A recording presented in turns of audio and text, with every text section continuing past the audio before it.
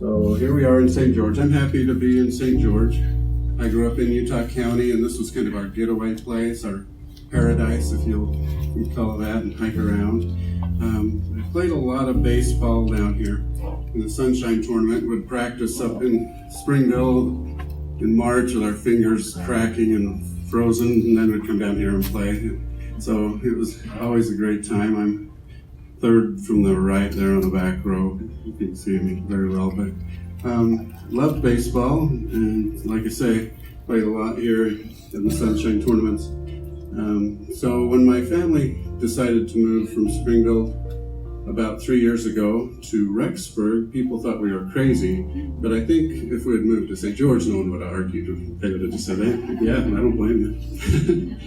And just amazed at the growth that's taken place in just the past few years.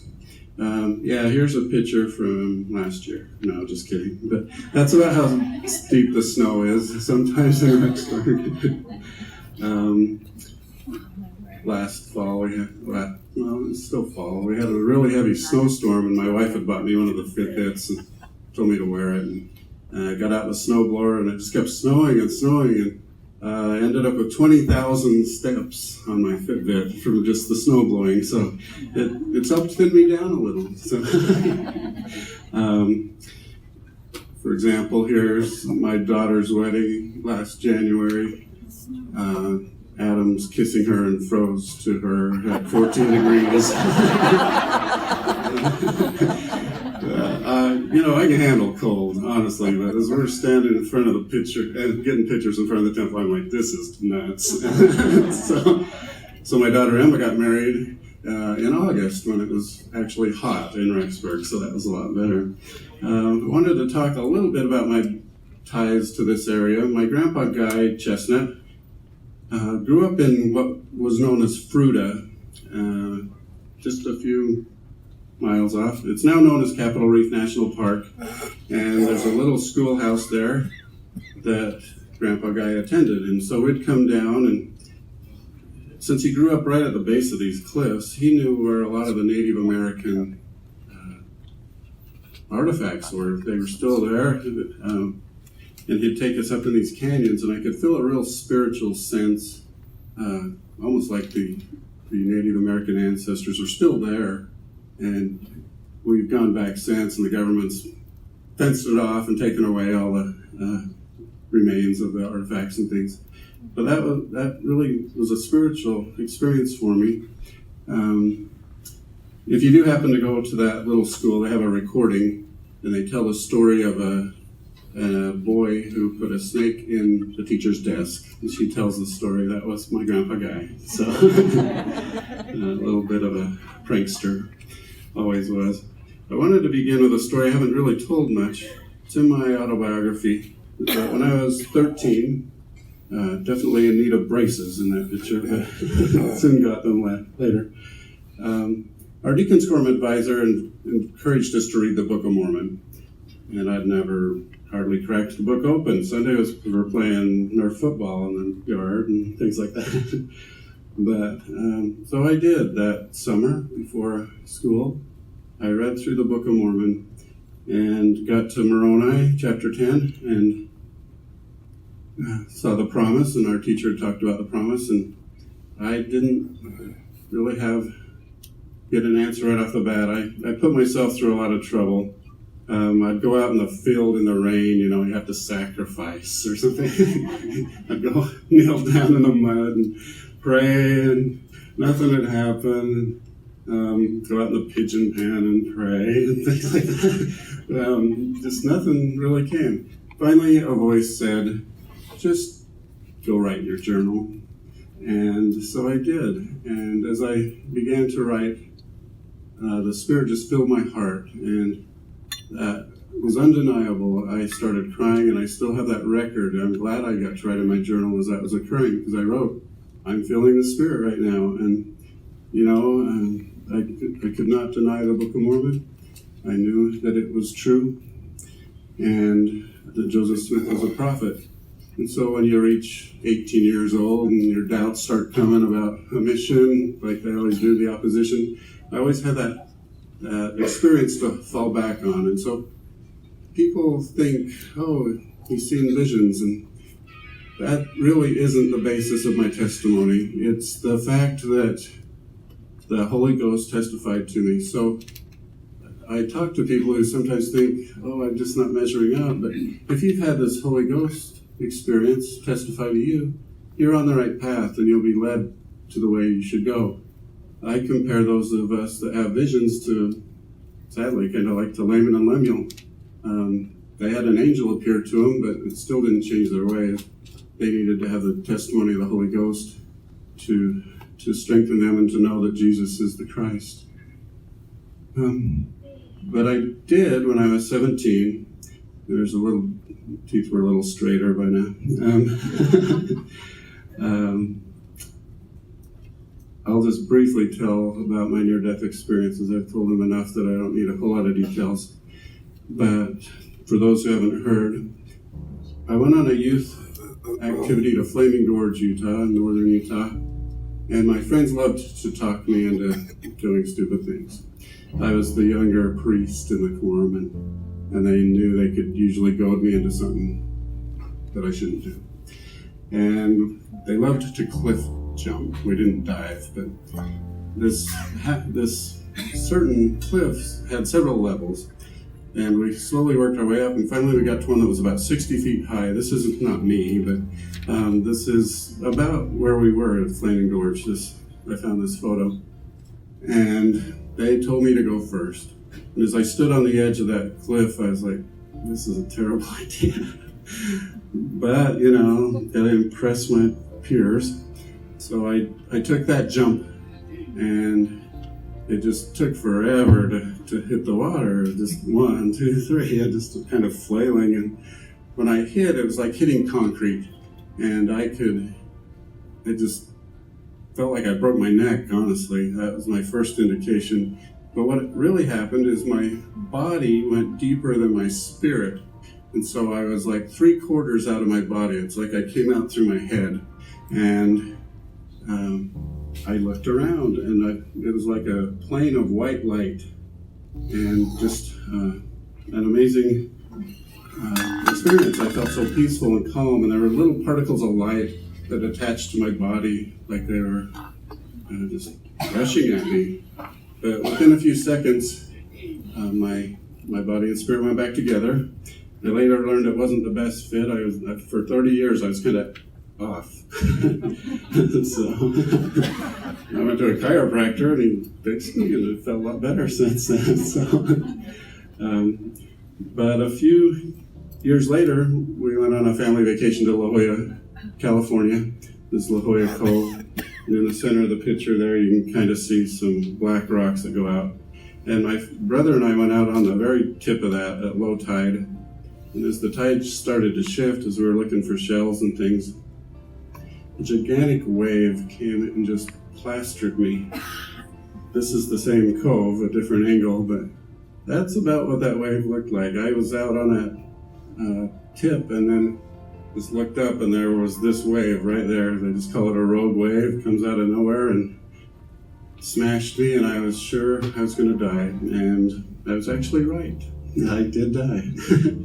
Suddenly I got hit by the wave, but then I was just standing up found myself just upright. I was a spirit. I was in an orange room, not an orange room, but it was just an orange glow around me.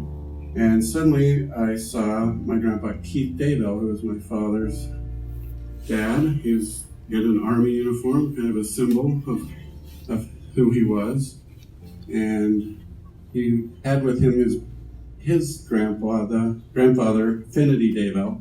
And as Grandpa Keith talked to me, Finity was watching my body. It was floating around in the water, just kind of bouncing around, actually.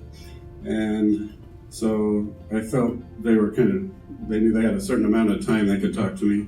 And Grandpa Keith started telling me that in the future I would write books based on my children's future.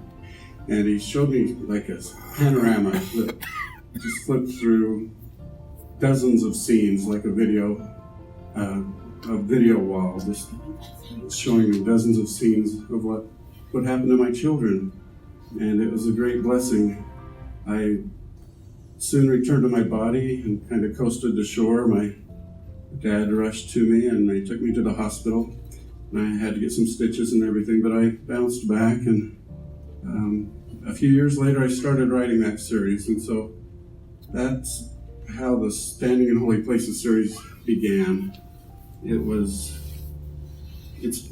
follows three families, and I've kind of combined a couple of the children, but it really is the story of what will occur to my children in a general sense, not every detail. But the main character is named Emma, and that's my daughter, my oldest daughter. And it's just, at the time when I wrote it, I'd worked at a publishing company and we'd done a couple of near-death books. And Deseret Book had rejected them and just kind of had some controversy about them. And so I felt inspired that it should be written fictionally and just not tell anybody that it's based on truth and just put it out there. And it sold really well. And so we did a couple of follow-ups. The Great Gathering starts right as there's an earthquake in Utah, Salt Lake Valley. And you follow some of the families go to the camps, some of them don't. And if you see the outcome of that. And so they gather to the camps. The follow-up book talks about when they go to the final battle ends in World War III, and they go to build the Celestial City. This is actually a photo along the Missouri River. It looks like Switzerland or something, but by the end of the book, they actually get to Missouri. The third book talks about building up Zion and the great meeting at Adam-on-Diamond and various other things, such as the return of the 10 tribes. I felt I was shown a lot of that. I think one of my sons will be involved in that, so I was able to see how they are brought to New Jerusalem. The fourth book deals with Jerusalem itself quite a bit, with the two apostles that go to Jerusalem and help protect it, and then just other things that are occurring as Zion grows in America. And the fifth book talks about the second coming and the renewed earth. And that had a lot of interesting insights as I wrote those books. That's where I received a lot of my visions, if you want to call it. As I'm actually typing, it's like they're downloading the scenes into my head. And so people ask me, how much is true? I always say you ought to do a version where you just yellow highlight the parts that are actually true, and then just but it would be hard to do because even within the same paragraph, there's a lot of truth. And as I progressed, it seemed like the visions increased. And so by the time I got to Renewed Earth, I felt pretty confident that at least the general major scenes that I was describing are going to occur. And I hope that that series testifies of Christ and that He is in control. That part about the second coming and the burning of the earth was a new concept to me, but I believe that the righteous will be resurrected and then they will join Christ in coming to earth, and their very glory will be what burns the earth as it transitions to a terrestrial level. And so I just felt very good about that series. I thought, wow, that was a 6-year project. I'll just rest on my laurels. And I did for about 3 days. And the Lord said, well, thanks for doing that series. Let's start another one. So this series, The Times of Turmoil, goes back to that first book, The Great Gathering. The Standing in Holy Places series, as I said, goes from now to the second coming. And even as I was writing The Great Gathering, my dad says, he's my editor, he's like, man, you sure rushed that. Why didn't you slow it down? But I always knew that it had to be 5 books. And I just told him, I think I'll someday fill in a little more details.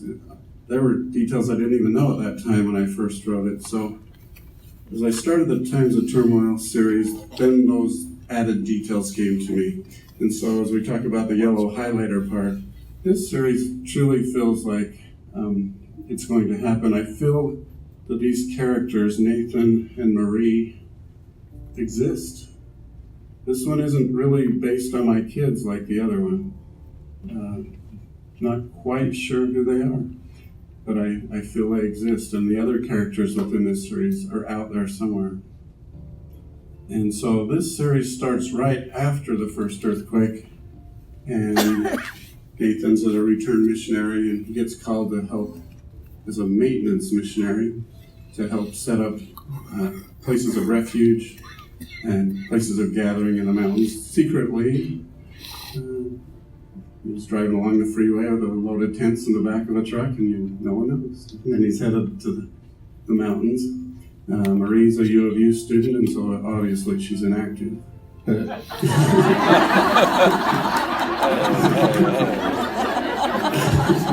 a burp. From outside the state, I think I got it now. She's a BYU student, BYU, so obviously she's inactive. No, U of U quarterbacks. So I like the Utes. That's where I went. Oh, yeah. So Obviously she's inactive. But anyway, yeah, Marie isn't active. They'd known each other in high school, and he had a crush on her. But he gets back from his mission and finds out she's not living the way she should. But I won't explain what happens. You'll have to read the book. But as I said, things start to occur. Well, back to Marie for a minute. She's got a dad who's kind of a prepper. You know what those are. And they kind of try to tell their kids what's going to happen. And the kids are like, I don't know about that. And she actually shouts at him, "You've been telling me this my whole life. Nothing's ever happened. I'm going to take an internship in Chicago. Nothing ever is kind of bad. It's going to happen in Chicago." And so off Marie goes to Chicago. So that tips you off a little bit where they're headed. But then, believe it or not, things start to happen while Marie's in Chicago. There's earthquakes start to occur. Volcanoes happen. And this leads to a lot of civil unrest, especially on the West Coast. People start moving, this trouble. There's a scene from my mission. No, just kidding. Served in New Jersey Spanish speaking. That's pretty accurate. Then, once these troubles start, the good people in America begin to move. They just can't stay in their areas. They feel worried. Let me just turn this over. And so that's a lot of what occurs in the third book. I have Nathan's dad. I won't give the whole scenario, but it turns out he ends up helping the UN peacekeepers, the peacekeepers that come to help America. And this is a picture of Nathan, so yes, he joins the army later on. But so the third book begins in the most unlikely place for an LDS novel to begin, the Casablanca Casino, of course, in Mesquite, Nevada. But that's where Garrett is, as he and the UN forces have worked their way up from California. And what has happened is the Hoover Dam has cracked in an earthquake. There's some volcanic activity. Las Vegas is suddenly out of water, and the hydroelectric plants aren't working the way they should, and people are panicking. They're starting to starve and be very thirsty. And they do what you'd expect them to do. They just get in their cars and drive. And out of Las Vegas, there's not too many places they can go. They're not going to go back to California where all the earthquakes are. They are going to start coming this direction. One issue, though, is that let me find my place. Okay. Well, we all love going down to Mesquite in Las Vegas, but that route through the Virgin River Gorge is going to be destroyed. You look at some of the bridges, and that's not going to hold up under a 7.0 earthquake. Some people will try to make it through the Virgin River Gorge, and it just isn't going to happen. They might make it, but most likely not. There's just going to be a lot of trouble there. So back to this, I don't know how well it'll show up, but I was talking to Sister Smith about Littlefield, Arizona. So they'll drive their vehicles to Mesquite, and they'll be about out of gas, a lot of them by then, but they might get all the way to Littlefield and realize the Virgin River Gorge is closed or just impassable. And so they're going to just kind of pile up in that desert area, and Littlefield will be filled with, I've seen just hundreds of thousands of people, and they are not happy, they're angry, and that's where Garrett and the UN forces then leave Mesquite, and they come to Littlefield, try to bring a little peace to it, but they soon learn that they can't. And so a lot of people have started walking up the old Highway 91. And so these are visions I've had of where these people are going to go. And this is the little town of Ivans, but it's going to be crowded. That's where the people are going to come. We're watching this caravan pass through Mexico and the large crowds. That's kind of what we're going to see happening as they congregate in Littlefield, and then they realize that there is a route around. And so I just think it's going to be really unorganized, and people are going to start traveling this direction and coming around the bend and coming through Santa Clara, and they'll finally reach St. George. We've talked about St. George as a gathering place, but there's some details I'm going to share that help explain what it means. They will spot that beautiful white temple, and it will draw them to downtown St. George, but it won't be like we have the yellow shirted helping hands just standing there waiting for them on this occasion. What's going to happen right before that, under the direction of the church, and probably even, I just feel that many of you in this room are going to take part in this. Spirit.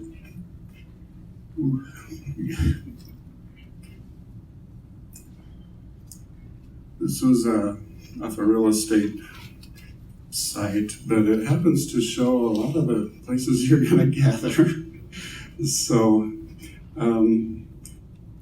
Tokerville, Lurgan, Hurricane, Virgin, Rockville, and Springdale, right there along that ridge, are going to be places of refuge where the saints will go ahead of time. Another key place will be Pine Valley, that region. There's an old, it's an old pioneer church that they still use there. And that will become sort of a headquarters where the leaders of this area will congregate and organize. There's a lot of good campgrounds up there. But back to this picture. So downtown St. George is where these refugees are going to come. And I was amazed as I drove in just how much has been built in the last 5 years, because, in 2014, 2015, we were like, it's coming, we're going to have an earthquake, everything's going to fall into place. But I can see how the slight delay, if you want to call it that, has allowed great growth here that will actually house refugees, and that it is part of the Lord's plan that this area is developed and be able to accommodate these people. They might not have electricity or a lot of food, but they'll be able to have shelter and be safe. Because I feel that the majority of people that actually make it this far from California and Nevada are good-hearted people that have their purpose in life is to join the church and to make it here. Just wanted to mention a couple other camps. This is a Pine Valley camp. Camp Kolob is one where people gather, and just up in the pines, a really safe area. But I wanted to talk about my fourth book. This is the last book in this series. When I first started the Times of Turmoil series, I thought it would just go on endlessly. Didn't really have an end point.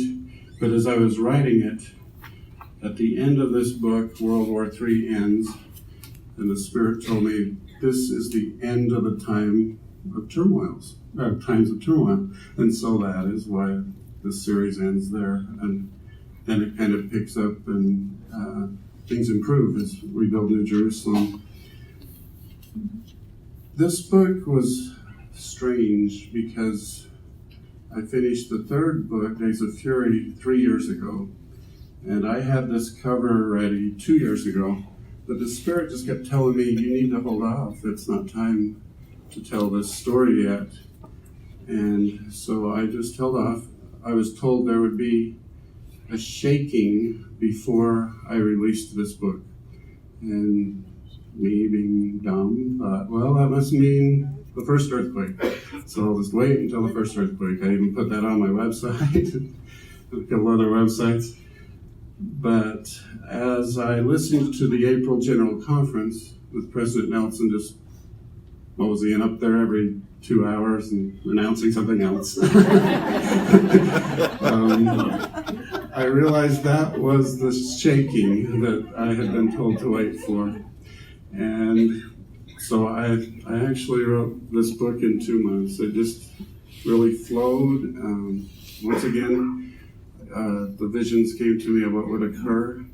And I write in the BYU Idaho Library, and from that library I can look out the window and see the BYU Idaho Conference Center, which is a key part of my series that most members don't know about. Raise your hand if you've ever heard of the BYU Idaho Conference Center.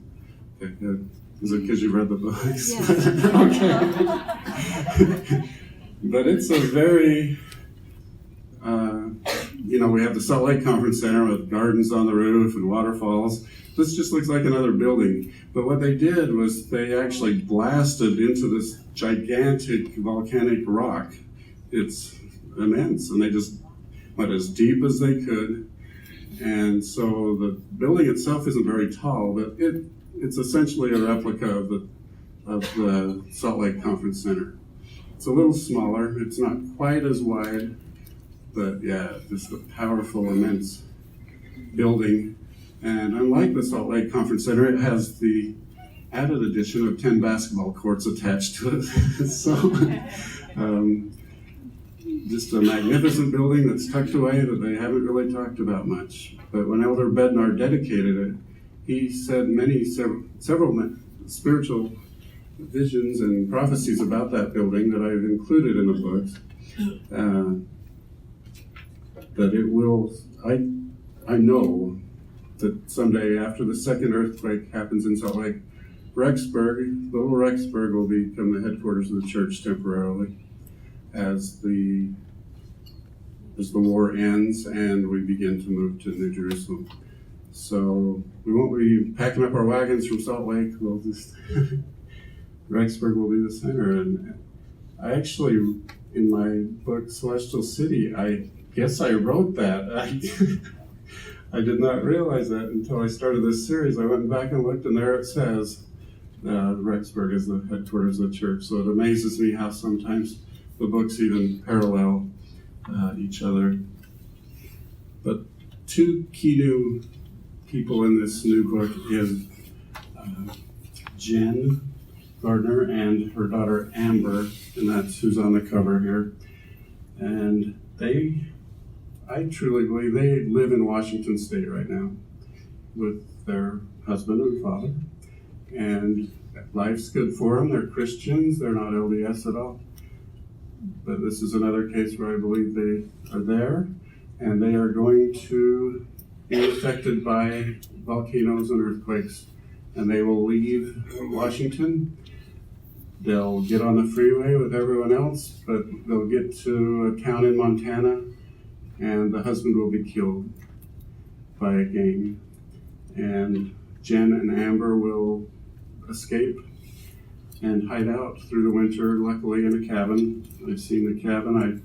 I'm tempted to just go for a drive and see if I can find it. But then that following spring, they'll begin walking down I-15 into Idaho. And so Rexburg and St. George are almost parallel, north-south of what's going to happen. They'll be gathering places for millions of people that are destitute and scared. And it will be our job to comfort them and help them and assure them that everything is going to be okay. And I know that you'll be fully capable, no matter where you live. Mesa, same situation. But yeah, St. George and Rexburg are kind of, it's almost like a balanced scale how I see it. It's they're going to save millions of souls that way. Another key part of reclaiming liberty does involve what I call the elders of Israel. Joseph Smith prophesied about the elders of Israel. So when the Third World War starts, for the most part, the saints will just stay in their places of refuge, will be hidden away. The Lord will protect us, have shields over the camps, just literal invisibility, if you want to say that. But back to that BYU Idaho Conference Center, those 10 basketball courts, it's a huge room, 10 basketball courts, not a single pole or anything. But that is where the elders of Israel will train during that winter, that hard winter. And they'll be ready to roll by spring, because what will happen, the invaders, I call them the coalition. It's just a collection of Russians and Chinese and other countries that have invaded our country. They will feel fairly almost overconfident. They will have taken over every place but the Rocky Mountains, but miraculously there's a really hard winter that kind of keeps them out of, I've even seen snow here that's like at least 4 feet deep, to just show how hard that winter is. And so the coalition army just basically settles in for the winter. They feel fully confident that they'll just wipe everyone out in the Rocky Mountains when spring comes. But the Lord sends additional plagues, and so that coalition army will be quite depleted and fairly weak that coming spring. And meanwhile, the Lord will have prepared many soldiers to help win the war. I love what Jason Mao is doing. We did a presentation in July in Mesa, and another case where the Spirit was almost overwhelming of the mission he has. That parallel will happen again, where training will happen in Rexburg, but somewhere here, there will be training, and I feel strongly Jason will be a part of that training and help to have that army ready to go as well. And so I don't know if you're going to do water training like this. I don't know what you got in mind. But what will happen that when that spring thaw comes, the coalition leadership will have gathered in Denver. That Denver airport is honestly kind of their headquarters that's been prepared. And I've seen Obama there. I've seen Hillary Clinton there. They're not going away. Whether they get reelected or they just continue their parallel shadow government, I don't know. But they are part of the coalition, and that's really what they tried to do the previous 8 years before Trump was elected. And I do believe President Trump, it was a miracle that he became president. Otherwise, we would probably be headed right into these tribulations by this point. But I do believe the timeline can shift. The Lord allows that to happen. The opposition can affect it, but the Lord gives us mercy and helps us that way. At the time of in October 2016, my brother's kind of a doubter, and he pulled me aside and he says, "Is Trump going to win?" And I said, "No, I don't think so. I look at the Electoral College, I look at everything, and there's just mathematically no way that Donald Trump's going to be the president." And I told him that, and a month later he doubted me even more. So. But it's all right. So this training is going to go on, and what will happen is all of these groups there'll be St. George, Rexburg, Manti. I think what will happen is this group will travel from St. George, the Elders of Israel, to Manti, merge with them, because I've seen that as kind of a bigger group, and then they will meet at Fort Bridger, Wyoming. It's almost a historically symbolic meeting place where the saints have had their army before, when they had to battle Johnston's army in 1859. But at that point, the leaders will come together.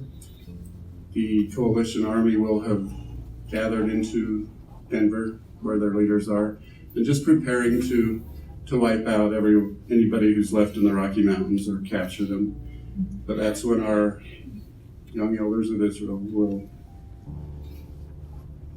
emerge from the Rocky Mountains and take care of the coalition and be a spiritual powerhouse. And when that war, people say, well, when they read my books, it's like, well, that wrapped up really quick. But in reality, that's what's going to happen. They will be so strong and prepared that the coalition forces that remain will not have any way to stop them. And we'll also have spiritual warriors on the other side.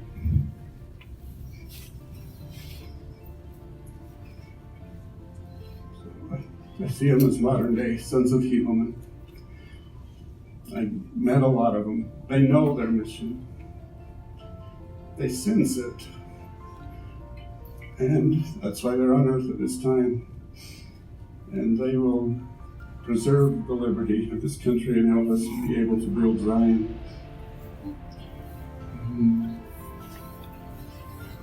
So we worry a lot about missionary work right now, but in reality, it's just going to explode. The people that are living here, once the war is over, the Californians, the Nevadans, and all those, they'll just look at our examples and they'll just be like this woman and be so happy. And we'll be stronger than ever. We have the myth that we'll all travel to New Jerusalem, but that's not the case. As I heard President Nelson announce Washington, Utah, it hit me, wow, that new temple will be the center of a city of light. Same thing's kind of in Rexburg, where you have the Rexburg temple and you have Rexburg, but there's a smaller town called Ashton, about 25 miles north, and that's where their temple will be, and that will be their city of light. And I hadn't been here for 5 years or so, but as I came off the freeway, there was 2 locations that, man, yesterday the Spirit was just so powerful.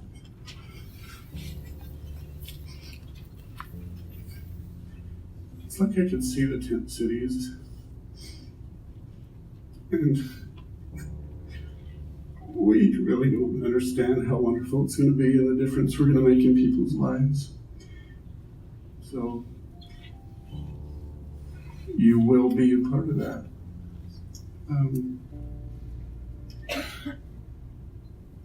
Here's an example of just a mix of people, just every nationality, race will be here, and they'll work in harmony. This is a painting by Carrie Guthrie. I love it.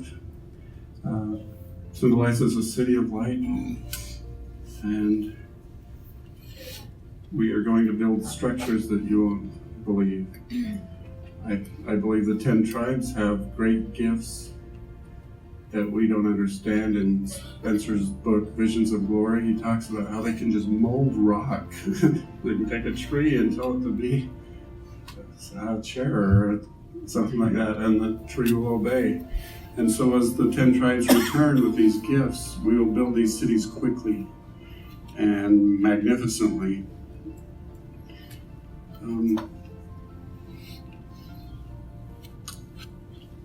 In my book, Living on the Edge of Heaven, it's an autobiography. I tell a few more of my experiences that I won't tell today. But I wanted to just testify that I know President Nelson has been preserved for this time.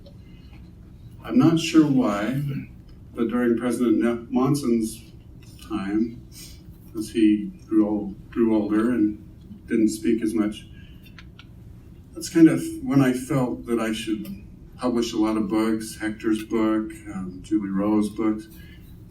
We had our season almost where we helped people prepare. A lot of people rejected that message, but those that accepted it are going to be the leaders as we move forward. And now President Nelson, as he begins this change in the church, those that are prepared and awake just latch right on. And I want you to know that's where I'm at. I'm just latching on, trying to hold on to that 94-year-old coattail. and Elder Oaks and Elder Eyring, of course. I don't know if many of you know, but Elder Eyring's son, Henry J. Eyring, is the president of BYU Idaho. And I don't tell us, well, I guess I tell it every time, but I have a good group of friends in Rexburg that are like the head of the IT department, head of the food and services department, and we just have little lunches together, and we tell each other what's going on up there. I'm a lucky guest. I just get to listen to them. They like to tell me stuff, so it's fun. But there's so much going on there that it's just not a rumor that that's where the headquarters of the church will be. It's a fact, and it's marvelous to see how it's coming together. But I want you to not just believe my words. Each one of you has a special mission, and you need to pray and find out. And I know that the Lord will tell you, going back to where I started as a 14-year-old, you don't need to have a vision to know what you're going to do. You just need to have the Holy Ghost testify to you of what you are meant to do and as a part of this great work. And I just want to let you know that I know this. The church is true. This whole work is true. Every aspect of it is very important. These wonderful speakers that are going to share their piece of the puzzle today. And I hope you just absorb it. It's all so wonderful. I wanted to just talk a little bit about Mike and my new little series, Glimpses Through the Veil. We just both kind of had the same idea. He moved to Rexburg. And it's aimed at Christians, but it's funny, it's entertaining. Mike does a fabulous job finding some good video clips, and they're 30 to 40 minutes long. There's 10 episodes. And actually on your program, you get a half off on the back there. I think you'd really enjoy it. It has the same kind of dry humor, I guess you'd say.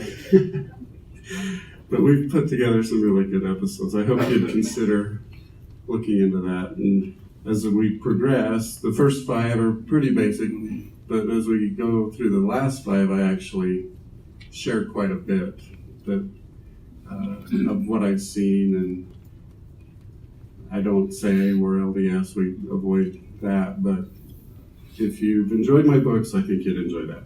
And as I came down Thursday, I stayed at my parents' house, and My dad's kind of my foil. I always joke and jab at him a little bit in these episodes. So I thought, well, I better let him see what I'm doing. And so, believe it or not, he liked it. So I found a picture of Mikey. And so Mikey, I think he likes it. Like the old Life cereal commercial. So I think we're in good shape if my dad likes it. So, and then I'll be out here in the front lobby. But I wanted to tell you an exciting thing about what's happening with our company. We published this book, Lion and a Lamb, a few years ago. It's been one of our bestsellers. It's by a man named Rand Packer, who is the grandson of Willard Bean, who was called on a mission with his wife, Rebecca, and Joseph F. Smith in 1910 or so. Said, Willard, just go out there to Palmyra. There weren't any Mormons left. Willard was a former boxer, and he was tough. And that's why there's a lion and a lamb. Rebecca had the soft heart. And Willard literally fought his way into society in Palmyra.